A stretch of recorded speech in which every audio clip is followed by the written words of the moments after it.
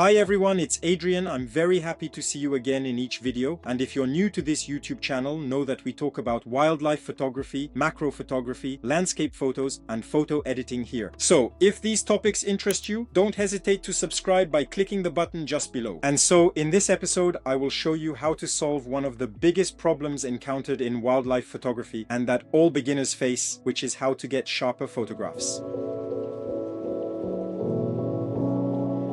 If there is one thing to understand in wildlife photography and photography in general, it is that the higher your shutter speed, the sharper your photographs will be. Indeed, a very high shutter speed will allow you to completely freeze the action you are photographing. It will help you avoid motion blur in your images, as well as camera shake. Motion blur is caused by the subject itself, by its movement. And that poses a problem in wildlife photography because we often deal with animals that move a lot, like birds or mammals. Which means that if we have a shutter speed that is too low, we will get motion blur. And camera shake is caused by the photographer themselves, especially when working handheld. We tend to have involuntary movements of our body, and this is what causes camera shake in the images, particularly if you have a very slow shutter speed. And contrary to what one might think in wildlife photography, it is generally the camera shake that is particularly difficult to avoid in photographs because we tend to use this kind of telephoto lenses, which are very long focal lengths and most of the time very heavy. So if you are photographing handheld and you don't have a lot of strength in your arms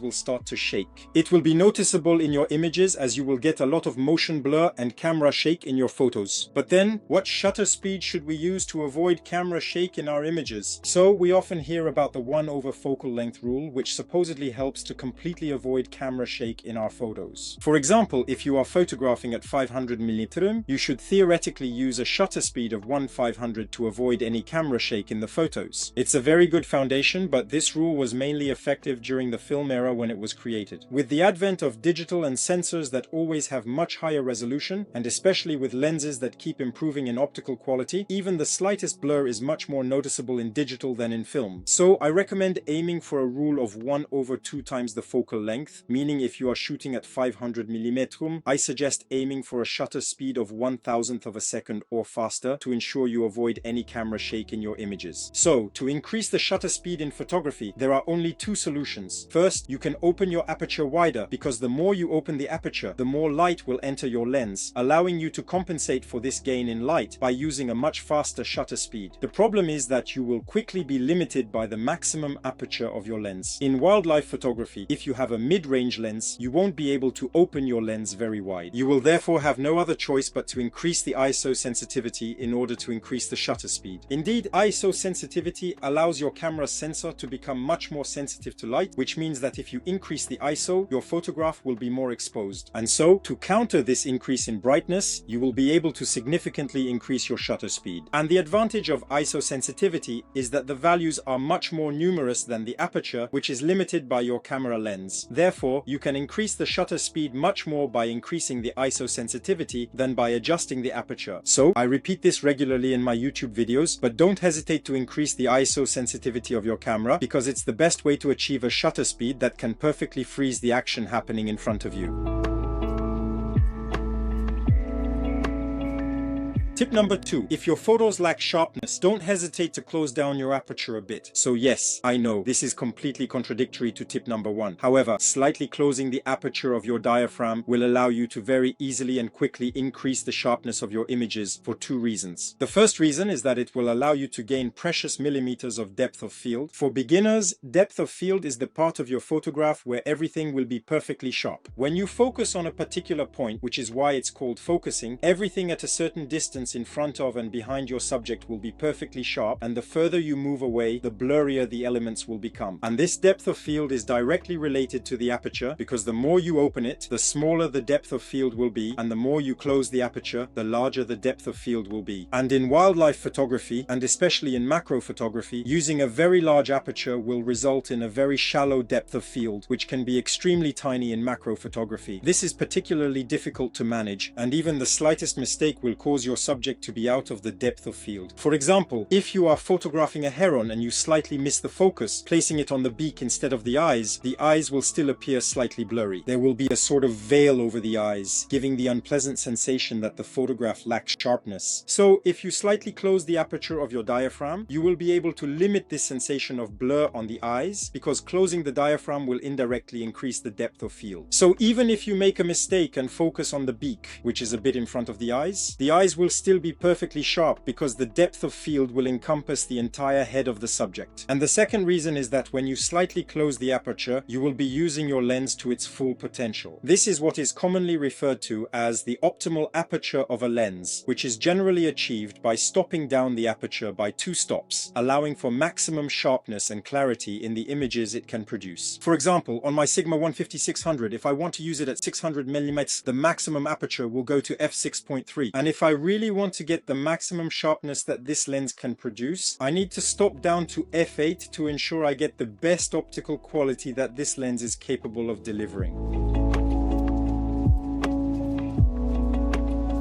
Tip number 3 for increasing the sharpness of your photographs: try to use a single focus point as much as possible. So, the focus points are the small rectangles you can see inside the viewfinder, and they are used by the camera to determine where it should focus. So it all depends on your camera, but generally you can use different focus point areas that will be more or less small. And generally, beginners will use large areas or even the entire available focus area. And the problem with using wide areas is that you will give the camera too many possibilities to focus. He will generally make a mistake because what he will try to do is detect the element that is closest to you. So if you use a very wide area and you have elements in the foreground such as branches or shrubs, it will prioritize detecting these nearby elements and will focus on them rather than on the subject. And this problem will also arise even if there is no foreground. For example, if we take our example of the heron and you focus on it with a very wide area, if the bird is poorly positioned with its beak turned towards you, the camera will detect the beak which is closer to it, and therefore it will focus on the beak rather than on the eyes. However, if you use a single focus point, you will gain a lot in precision since you now decide exactly where the focus should be made. It is no longer the camera that will somewhat randomly decide which focus points will be used for focusing. So it obviously takes a bit of practice because it can sometimes be difficult to be precise with just one focus point. So what I recommend is to start with wide areas and then gradually reduce the number of focus points used by the camera to focus until you can perfectly focus with just one focus point.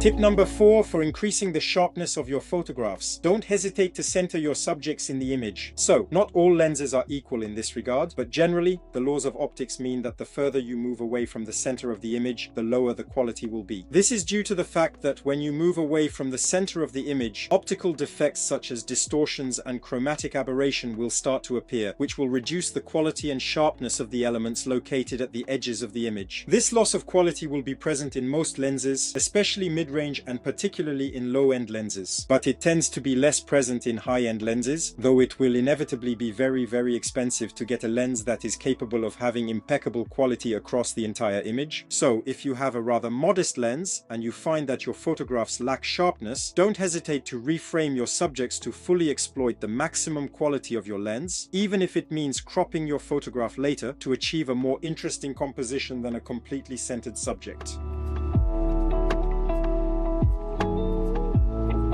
So, we saw in tip number 1 that increasing the ISO sensitivity of your camera is probably the most effective and quickest way to increase the shutter speed and thus improve the sharpness of your photographs. However, increasing the ISO sensitivity too much will eventually have the opposite effect, as it will decrease the sharpness of your images. Indeed, the higher you increase your ISO sensitivity, the more digital noise will appear in your images. Digital noise is the well-known grain that we see in some photos, which is actually a more or less significant degradation of the image. The higher you increase your ISO sensitivity, the more digital noise will be present. You will reach a point where increasing the ISO sensitivity will indirectly give you more sharpness because you will have a much faster shutter speed. But at a certain point, the digital noise will become too prominent, the degradation of your image will be too significant, which will actually decrease the sharpness of your images. And this is where things unfortunately get complicated, because for each situation, you will need to always try to find the right balance between an ISO sensitivity sensitivity that is high enough to perfectly freeze the action happening in front of you, but not too high to avoid causing too much digital noise in your images. And once again, not all cameras are on an equal footing because generally a high-end camera will handle ISO increase much better. This means that if you use a high-end camera, you will be able to use very high ISO sensitivities and therefore have a very fast shutter speed, resulting in much sharper photographs. But unfortunately, that comes at a price. So these are the 5 tips that will help you increase the sharpness of your photographs. And as you can see, some will indeed help you increase the crispness of your images, but they will also bring some negative effects. That's the challenge in wildlife photography that makes it so difficult to get sharp images. You always have to juggle with different settings. There's no magic formula. You really need to adapt according to the situation to use the optimal settings for a given scenario. That's it for this episode. I hope you enjoyed it. If you did, don't forget to give it a thumbs up and share it with your photographer friends so they can benefit from it too. And if you're new to this YouTube channel, don't forget to subscribe by clicking the button just below so you don't miss the upcoming videos. And if you want to learn to be more creative, I also invite you to download my free PDF guides that have just appeared on the screen. Just click on the small thumbnail on the right to be redirected to the registration page, which will give you free access to my 3 PDF guides dedicated to creativity in photography. That's all for today. Thank you for staying until the end, and I'll see you soon for the next episode.